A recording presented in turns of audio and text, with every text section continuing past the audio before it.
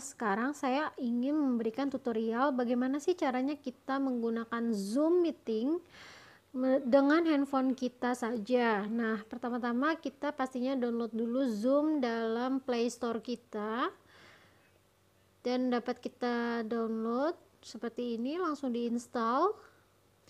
Di sini saya akan mengajarkan kalian bagaimana caranya kita menjadi host atau kita mengadakan meeting sebagai tuan rumahnya gitu, atau kita sebagai guru dalam Zoom meeting yang nantinya kita akan meminta siswa kita untuk join dalam pembelajaran di kelas kita, seperti itu ya.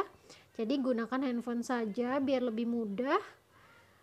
Dan selanjutnya setelah kita download ya, maka dapat kita open.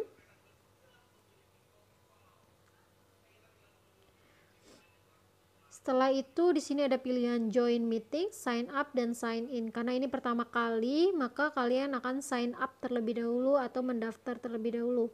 Klik saja yang di bagian sign up sebelah kiri bawah, lalu masukkan tahun, bulan, hari dan tahun untuk ulang tahun kalian gitu ya. Ini contoh saja.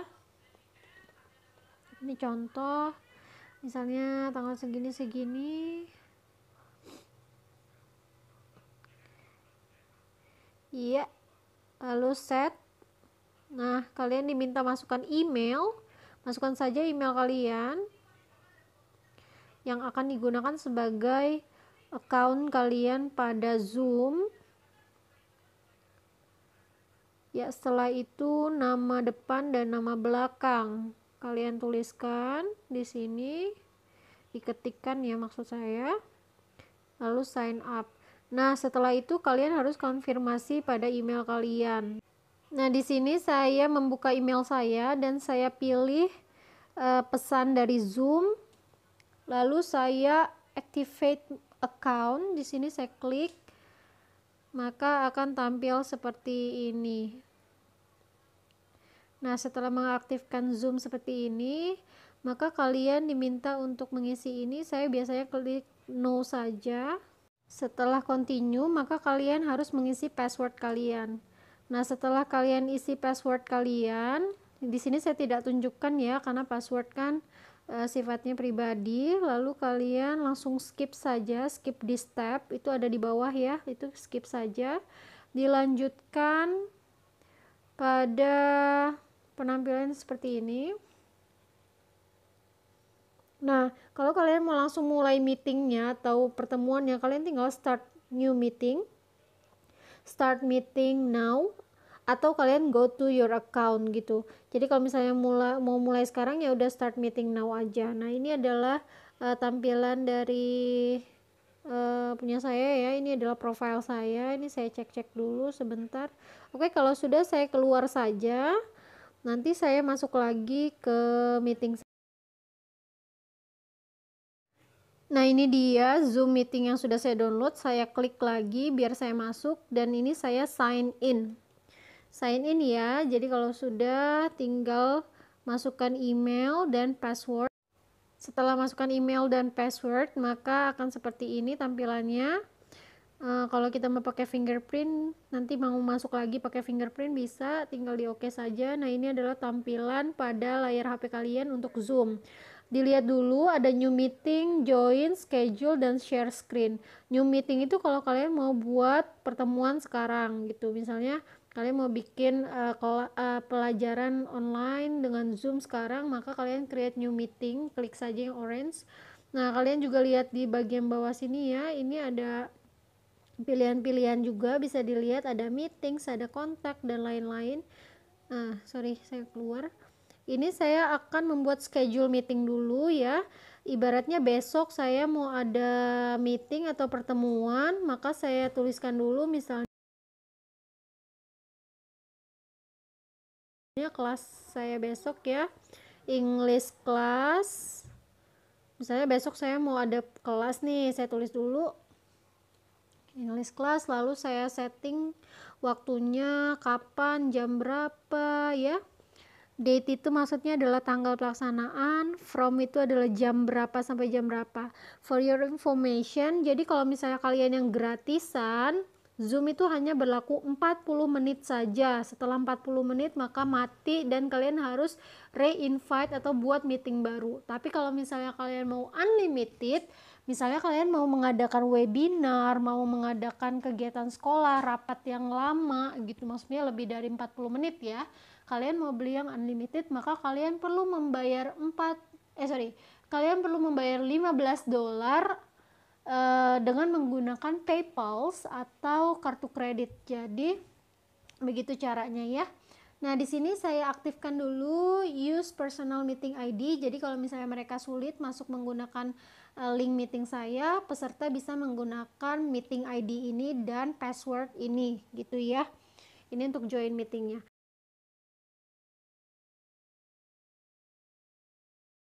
Ini saya allow-kan dulu.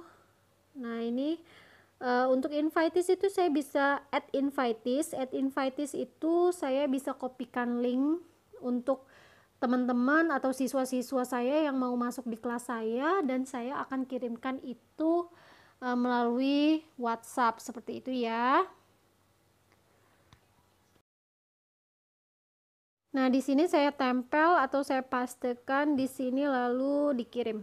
Nanti ketika orang mau join, mereka tinggal klik link itu atau kalian mereka bisa menggunakan meeting ID. Nah, begitu caranya kita membuat schedule atau meeting yang akan kita rencanakan, misalnya besok, lusa, minggu depan, dan lain-lain. Tapi kalau misalnya kalian mau langsung buat meeting hari ini, sekarang juga, maka start a meeting saja. Nah, bahkan seperti ini tampilannya.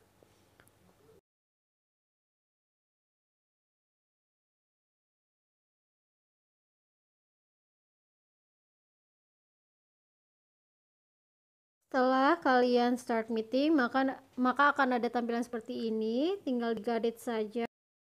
Nah, setelah digadit, maka kamu tinggal allow-kan saja, allow gitu ya, diperbolehkan maksudnya. Nah, ini maaf ini karena gelap, saya patikan saja ya untuk kameranya.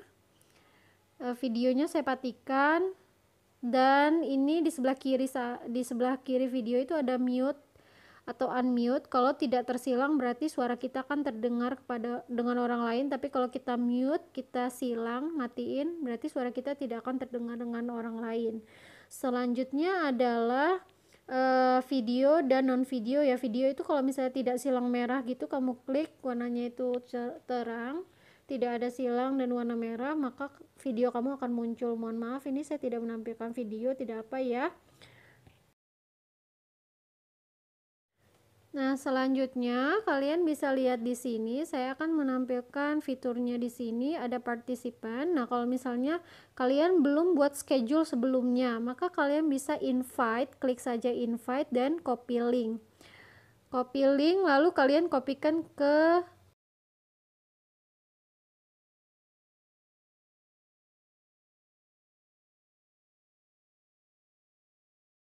WhatsApp yang mau kalian tuju. Misalnya di sini saya kopikan saja ya. Nah, contoh saja, ini nanti orang akan join meeting saya di dalam link tersebut. Nanti mereka akan muncul di sini. Kalau mereka sudah muncul, kalian tinggal klik admit. Jangan di refuse ya, tapi di admit. Kalau di admit berarti nanti mereka akan masuk ke dalam Zoom meeting kalian. Nah, yang menu yang titik-titik 3 di kanan ini bisa untuk memberi jempol, tepuk tangan, untuk chatting, dan di sini ada setting juga. Meeting setting ini kalian boleh memperbolehkan semua orang untuk share screen atau kalian doang. Kalau hanya guru saja yang boleh atau host saja yang boleh men-share screen, maka ini dipatikan tidak berwarna biru. Tapi kalau misalnya semua orang boleh share screen, diwarna birukan. Share screen itu apa sih? Share screen itu adalah kita bisa men-share apa yang ada di layar HP kita, karena ini menggunakan HP. Maka contohnya seperti ini ya, saya share whiteboard. Di sini saya akan menulis-nulis menggunakan whiteboard.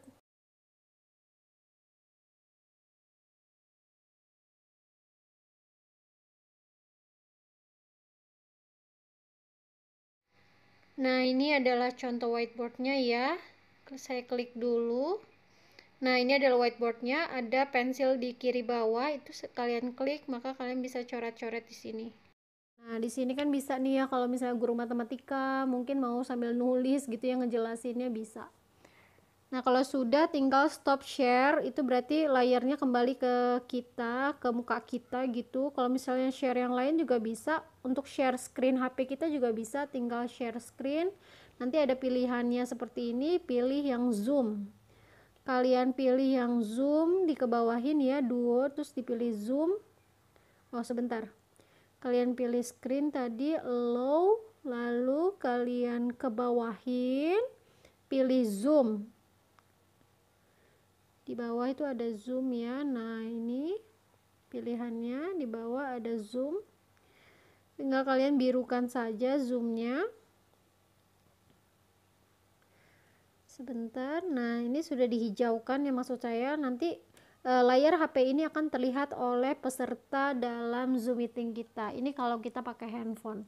Jadi disiapkan saja, misalnya kalian mau share materi. Nah, ini saya mau menunjukkan Google Classroom saya misalnya kepada audiens atau peserta meeting.